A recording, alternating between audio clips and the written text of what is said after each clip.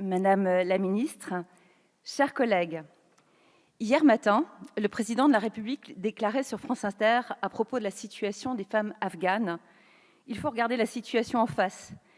Elle est terrible pour les femmes afghanes.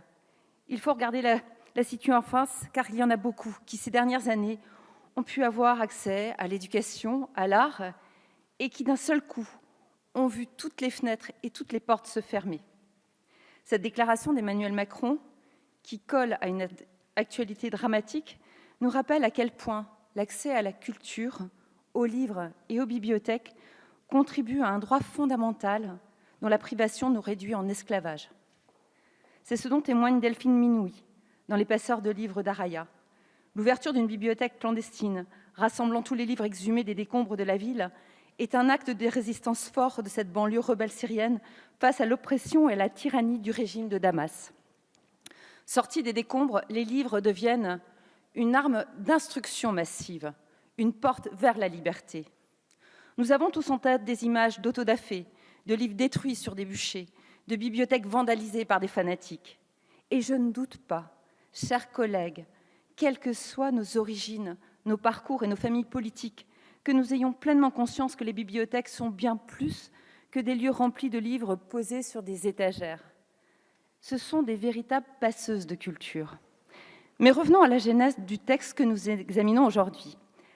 À l'initiative de la sénatrice Sylvie Robert, que je salue, cette proposition de loi relative aux bibliothèques et au développement de la lecture publique fait suite à son rapport sur l'adaptation et l'extension des horaires d'ouverture des bibliothèques publiques et à celui qu'elle a rédigé avec la sénatrice Colette Mélot sur l'extension des horaires d'ouverture des bibliothèques publiques.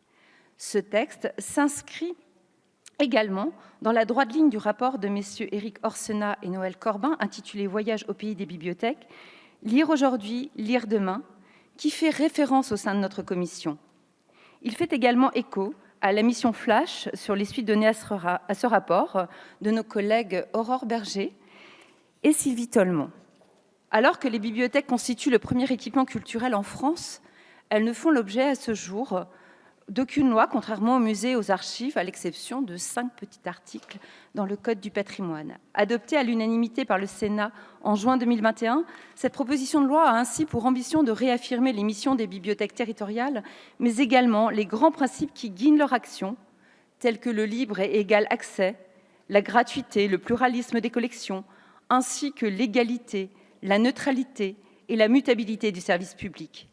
De même, elle a été adoptée à l'unanimité par la Commission des affaires culturelles, qui l'a enrichie. J'y reviendrai dans un instant. Les 16 500 bibliothèques qui maillent notre territoire sont le premier équipement qui nous donne accès au savoir.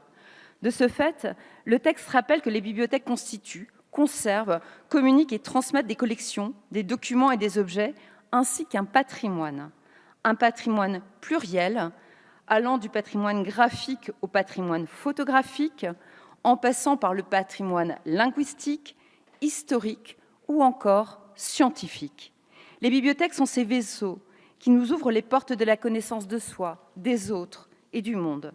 Ces écrins de liberté sont des moteurs d'émancipation individuelle qui permettent à chacune et chacun de mieux se comprendre, de forger son identité et de trouver sa place dans la cité.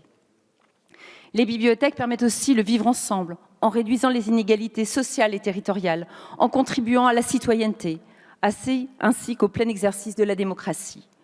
Aussi, j'ai souhaité que le texte prévoie que les bibliothèques garantissent l'égal accès à tous, à la culture, à l'information, à l'éducation, à la recherche, au savoir et aux loisirs, et favorisent le développement de la lecture publique.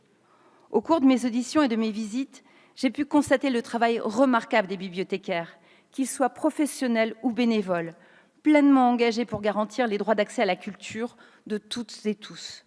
Je pense notamment aux équipes de la médiathèque Valentin Huy, qui effectuent un travail exceptionnel pour mettre à disposition des collections adaptées aux besoins de publics en situation de handicap ou empêchés de lire.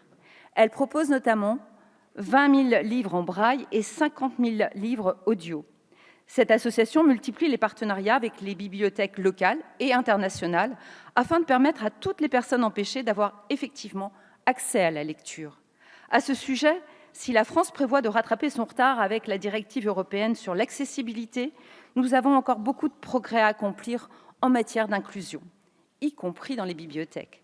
En effet, Aujourd'hui, 96% des contenus demeurent inaccessibles aux personnes en situation de handicap. De même, l'illettrisme concerne 7% des populations âgées de 18 à 65 ans, tandis que près de 17% des Français et des Françaises sont touchés par l'illectronisme. Ces deux réalités privent nos concitoyens de l'accès à la lecture et creusent le fossé de l'exclusion numérique.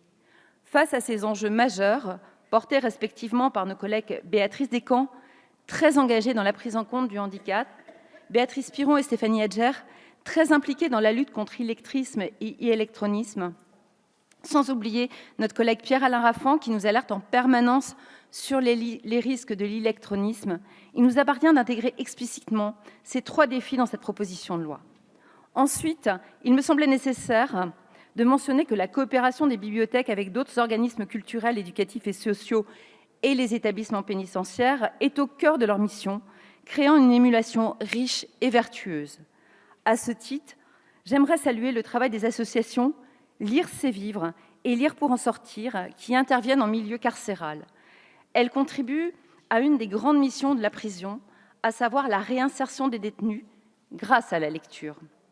De plus, par leur action de médiation, les bibliothèques sont de véritables actrices de la démocratie culturelle.